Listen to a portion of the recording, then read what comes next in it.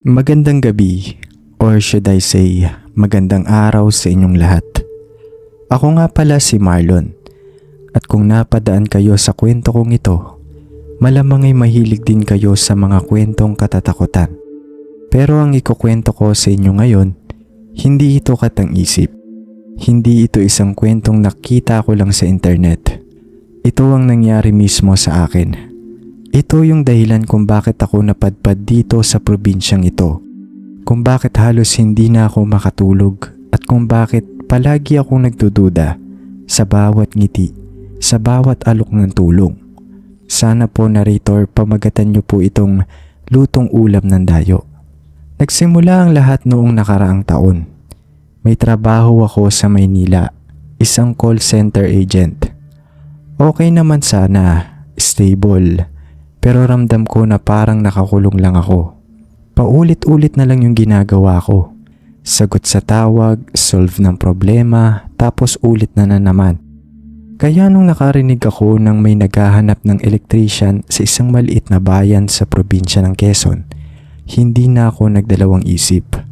Need daw nila ng mag-aayos sa mga kuryente sa bagong tayong resort. Mas malaki ang sahod, libre pa ang tirahan. Opportunity na to para makalanghap ng sariwang hangin, malayo sa polusyon at ingay ng syudad. Ang pangalan ng bayan ay Santa Elena.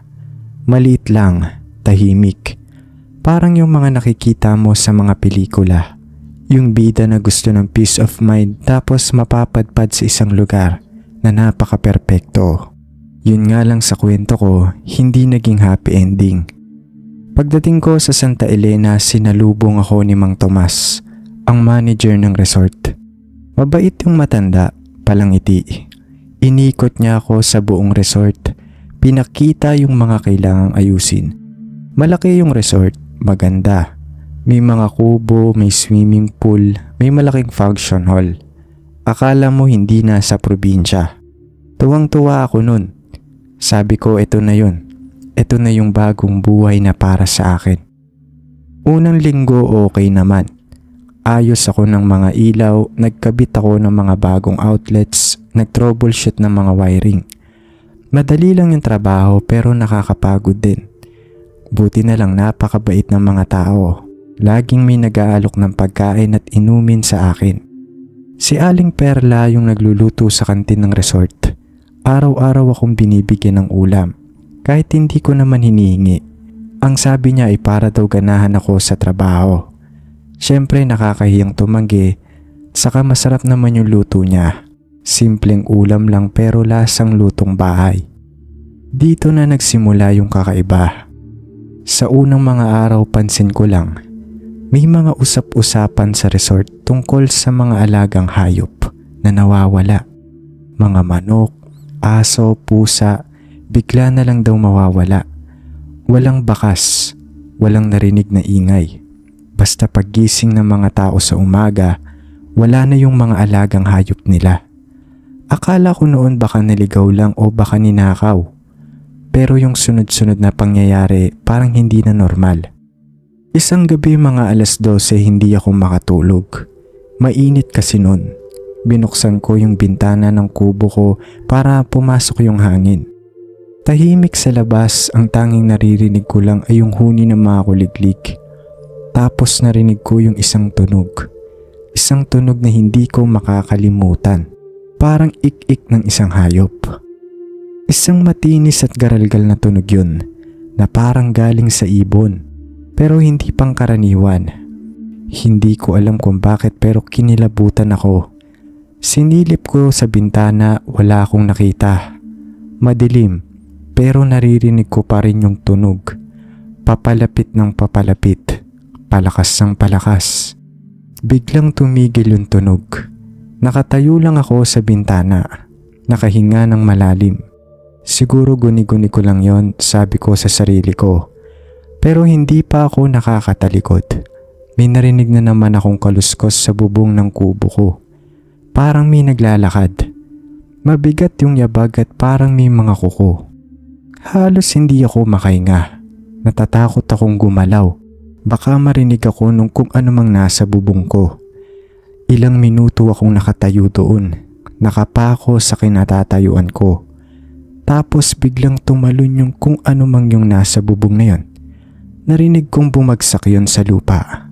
Hindi kalayuan sa kubo ko. Hindi ko alam kung ano ang nangyari sa akin. Pero bigla akong naglakas loob. Kinuha ko yung flashlight ko at dahan-dahang binuksan yung pinto. Tinutok ko yung ilaw sa labas. Wala namang tao at wala namang hayop. Bumalik ako sa loob ng kubo ko at sinara yung pinto. Kinandado ko ito. Hindi na ako nakatulog nun. Buong gabi akong nakaupo sa kama ko, nakikinig sa bawat tunog. Nagdasal ako, nagsisi kung bakit umalis ng Maynila. Kinabukasan ikunento ko yung nangyari kay Mang Tomas. Tumawa lang siya. Sabi niya baka dahil lang sa pagod ako kaya kung ano-anong naririnig ko. Sabi niya pa, wag daw akong maniwala sa mga kwento-kwento doon. Probinsya daw yun, natural lang na may mga kakaibang tunog. Hindi niya kasi alam yung narinig ko nung gabi na yon. Hindi niya alam yung takot na naramdaman ko. Pero wala akong nagawa. Siya yung boss ko, kailangan ko siyang sundin. Lumipas ang mga araw, sinubukan kong kalimutan yung nangyari. Binaling ko yung atensyon ko sa trabaho. Pero hindi ako mapakali. Palagi akong nakatingin sa paligid ko.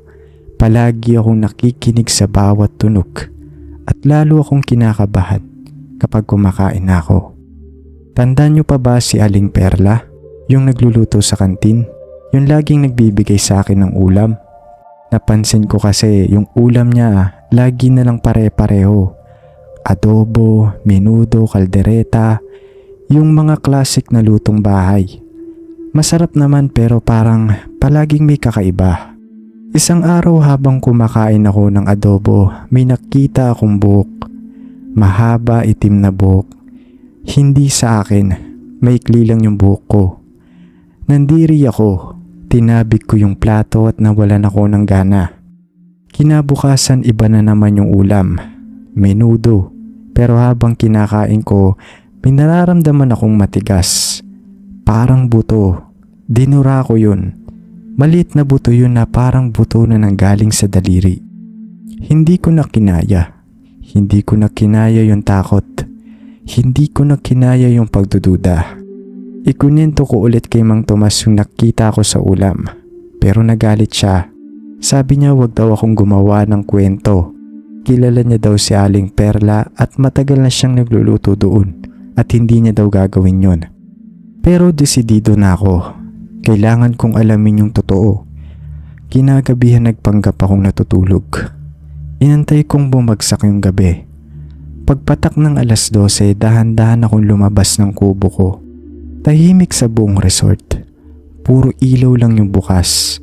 Nagtago ako sa likod ng isang kubo at inantay kong makita si Aling Perla.